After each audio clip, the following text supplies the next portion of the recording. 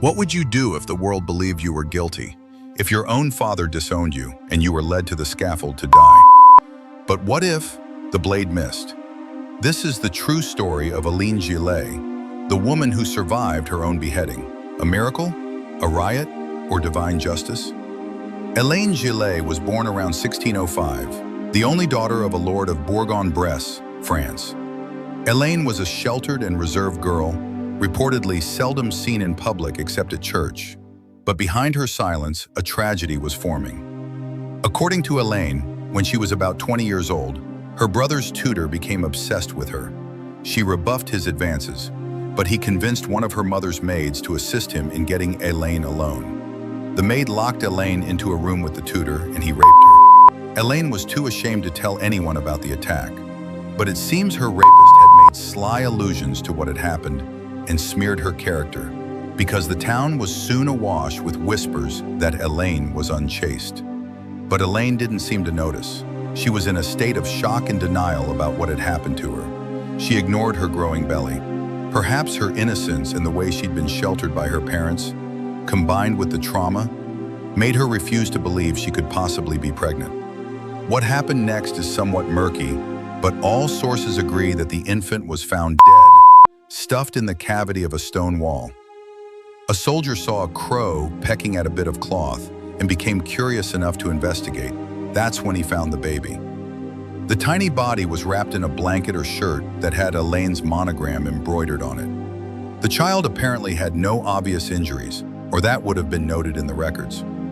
One tale has it that Elaine's mother assisted her in the birth, and that while she was tending to Elaine, who was passed out from exhaustion afterward, a man came in and took the child, wrapping it in the nearest piece of cloth that came to hand. It was thought later to be the child's father, who had been lurking around Elaine's home in the last few weeks, but the tutor disappeared and could not be questioned. Because of the persistent rumors she had been unchaste and the monogram blanket, the local authorities investigated and Elaine was examined by matrons, who determined that she had given birth recently. Elaine always stoutly denied she had killed the child, but the law stated that any woman who concealed a pregnancy and let a child die without the sacrament of baptism would be considered guilty of that child's murder. Elaine was found guilty and sentenced to die on February 6, 1625. Because of her noble blood, she would not be hanged, but instead would be beheaded. Elaine's father disowned her and ordered his family not to assist in her defense, but her mother stood by her and appealed the sentence.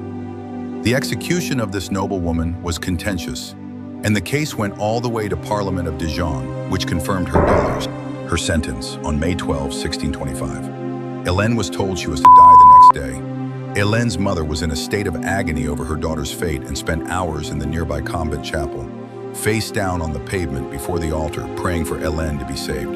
Her religious devotion impressed the convent's nuns, and they were soon ardent supporters of Elaine's cause.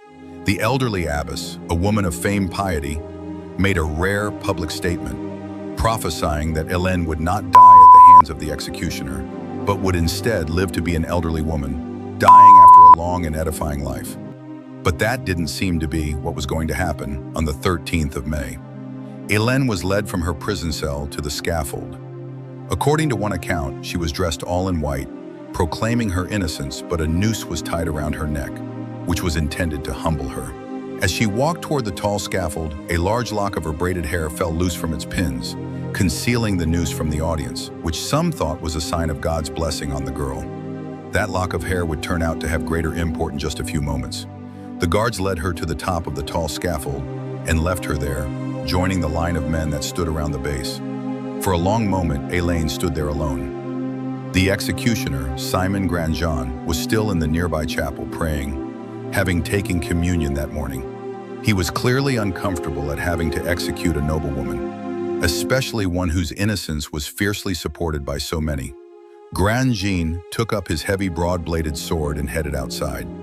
His wife, who seems to have served as his assistant, walked with him. She carried a pair of heavy shears meant to cut off the hair of the condemned so it would leave their neck bare for the executioner's blade. But for some reason, when they reached the scaffold, she didn't perform this task. Grandjean addressed the crowd and told them he'd been ill for several months and wasn't sure he could perform his duty. Some in the crowd shouted at him to get on with it. A representative of the king was present, and he also urged Grandjean to do his duty. Grandjean asked Hélène's pardon, as was tradition, and she granted it, kneeling down on the scaffold to whisper her final prayers. He lifted the sword and brought it down, but missed his target, slashing deep into her shoulder instead of her neck. Hélène cried out in agony and fell over onto her side. The crowd screamed at Grandjean. Not only had he brought dishonor on himself by failing to carry out the execution in one clean blow, the girl was suffering. They shouted at him to finish it. Grandjean's wife picked up the sword he dropped in dismay and told him to be a man and finish the job. He lifted the sword again, and this time, the blow was deflected by the knot of hair that had fallen down as Hélène walked to the scaffold. A small nick on the side of her throat was the only result. He obviously must not have swung the sword very hard. The crowd was now in a frenzy. They began to throw things at Grandjean. It was traditional for souvenirs and food to be sold at executions, and the executioner probably found himself being pelted by the remains of people's lunch before more deadly missiles began to strike him. Cobblestones from the road soon rained down. Grandjean fled for the safety of the chapel. His wife grabbed Hélène and dragged her down below the scaffold where the crowd couldn't reach them because of the line of soldiers surrounding the structure. But if Hélène thought she'd been brought down there for safety from the flying rocks, she was badly mistaken. Grandjean's wife decided to carry out the sentence herself. The stories vary here too. One version says she put the noose back around Hélène's neck and tried to choke the life out of her. And when that failed, she attacked her with the shears she'd brought for the girl's hair. While this was happening, the enraged crowd dragged Grandjean from the chapel and beat him to death. Perhaps beat to death is a mild way of putting it, because the accounts say the crowd literally tore him to pieces. When they were finished with him, there was nothing left but a shapeless mass of bloody bits of bone. Two men managed to force their way past the soldiers. After watching what happened to Grandjean, the soldiers probably weren't in the mood to resist much. The men made their way beneath the scaffold and seized the executioner's wife. They dragged her out and threw her to the crowd, who finished her off as they had her husband. Hélène was bloodied and bruised, her face and shoulders gashed by the shears and her original scaffold wound. One of the stabs from the shears had barely missed her jugular, and another had pierced deep into her chest, barely missing her spine, but she was still conscious.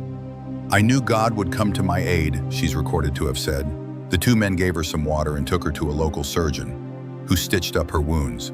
Under the surgeon's care, she recovered, but Hélène's fate was still uncertain. She was condemned to die, after all, but Dijon no longer had an executioner. The appeals of the people reached the king. His sister, Henrietta Maria, had just married England's Charles I. He decided to use this occasion as a reason to dispense some mercy. At the recommendation of some of our beloved and respected servants, and because we are well disposed to be gracious, through the happy marriage of the Queen of Great Britain, Hélène was given a royal pardon. The prophecy of the abbess came true. Hélène decided to devote her life to God after her pardon came through and joined the convent. There she lived to at least 90 years of age before passing away. What do you think? Was it a miracle, a twist of fate, or proof that justice always finds a way even in darkness? Let me know in the comments. This was the story of Hélène Gillet, the woman who survived her own beheading, a story that has left people speechless for centuries. Note, no portrait of Hélène Gillet or her execution is known to exist. This image is a 17th century woodcut of another execution. Do subscribe for more true unbelievable stories and other phenomena from around the world.